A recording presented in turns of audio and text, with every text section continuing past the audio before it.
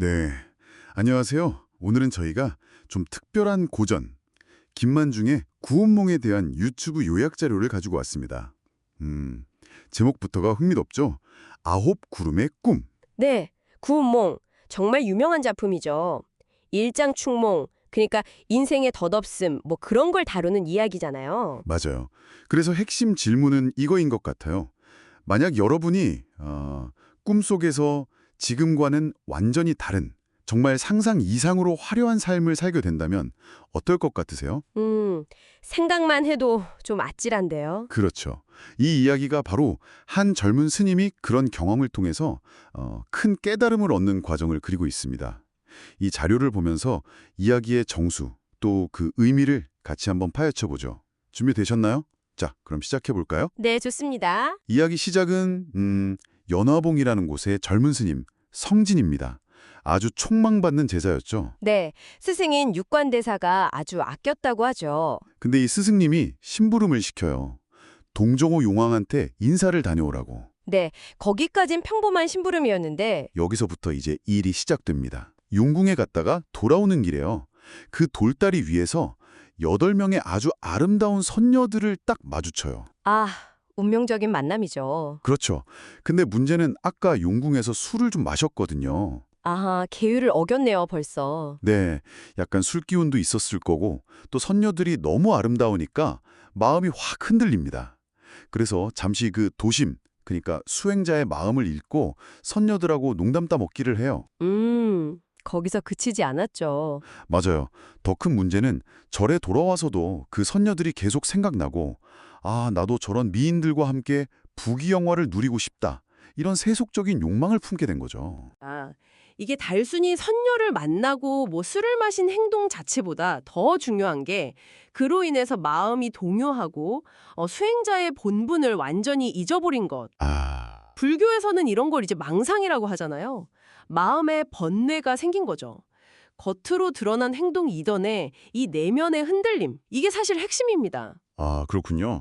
그냥 만난 게 문제가 아니라 그 마음이 이미 속세로 향해버렸다. 이게 포인트네요. 네, 맞습니다. 결국 그 마음을 스승인 육관대사가 다 꿰뚫어 보신 거죠.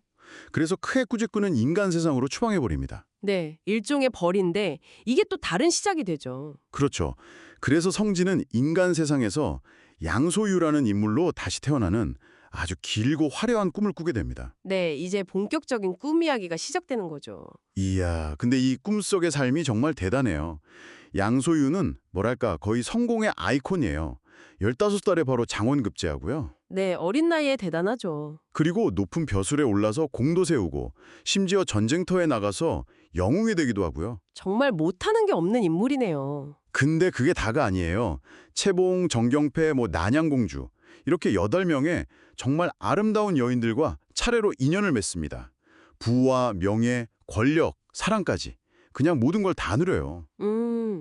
성진이 어렴풋이 바랐던 그 모든 세속적인 욕망을 그야말로 다 성취하는 삶이죠. 정말 그런 것 같아요.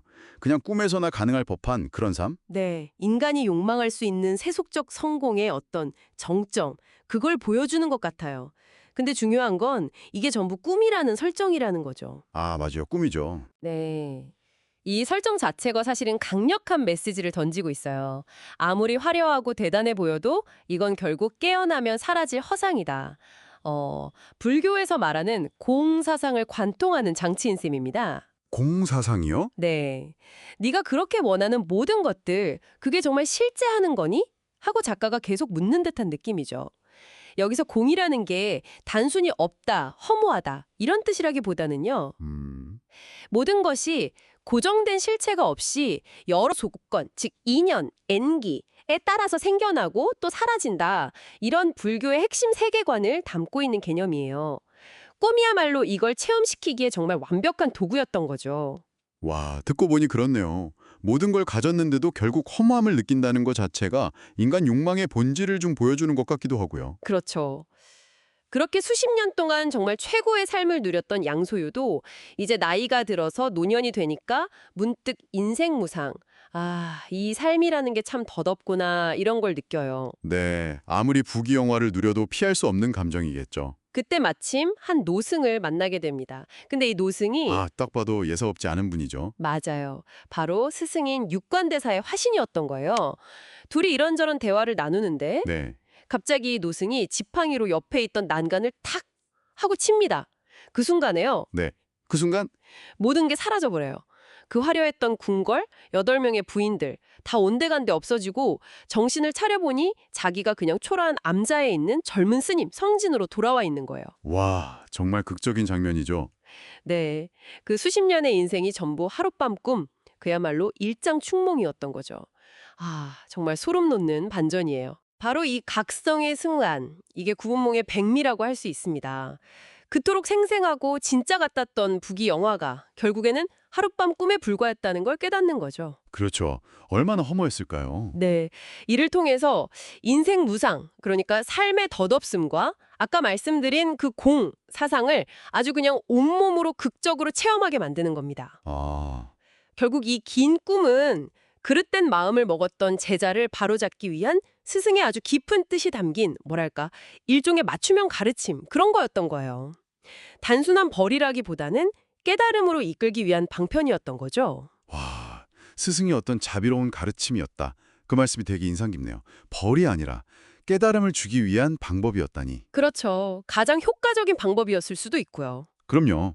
꿈에서 깬 성진은 당연히 스승 앞에서 막 눈물로 참회하고 깊은 깨달음을 얻습니다.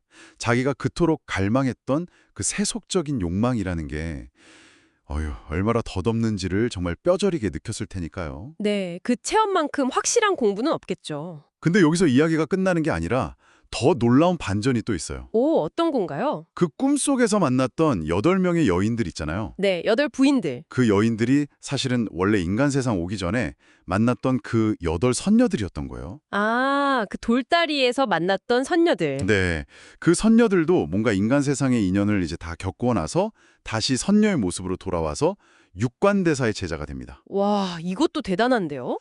그래서 결국 성진과 그 8선녀가 다 함께 불도를 닦아서 마침내 모두 극락왕생하게 된다는 걸로 이야기가 끝나요. 네, 극락왕생, 불교에서 말하는 궁극적인 깨달음과 어떤 평화의 세계에 이르는 거죠. 네, 이 결말이 중요한 게 이 이야기가 그냥 인생 다 허무하다 이런 단순한 허무주의로 끝나지 않는다는 걸 보여줘요. 아 그렇네요. 네, 꿈을 통해서 겪었던 그 시련과 번뇌가 오히려 더 높은 차원의 어떤 영적인 성장, 그걸 위한 디딤돌이 된 거죠.